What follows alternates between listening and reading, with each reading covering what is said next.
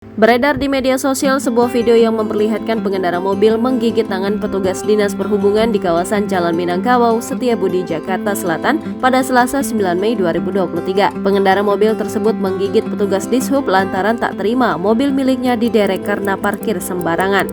Aksi pengendara mobil yang menggigit tangan petugas Dishub tersebut sontak menjadi perbincangan warganet usai diunggah di akun Instagram @dishubjaksel. Dalam video singkat tersebut, tampak seorang petugas Dishub memperlihatkan bekas gigitan pengendara mobil yang tak terima diderek mobilnya. Berdasarkan keterangan saksi yang berada di lokasi, kejadian itu bermula saat pengendara mobil tersebut memarkirkan mobilnya di jalur sepeda. Pria itu meninggalkan kendaraannya untuk makan. Lantaran parkir sembarangan, petugas kemudian mendekati mobil tersebut untuk menggereknya. Namun ketika derek mulai mendekat ke mobil berwarna putih tersebut, pengendara langsung masuk ke dalam mobil. Ia kemudian mencoba kabur dengan memundurkan mobil miliknya ke belakang, namun aksinya itu terhenti lantaran terhalang motor yang tengah parkir di belakang mobil miliknya.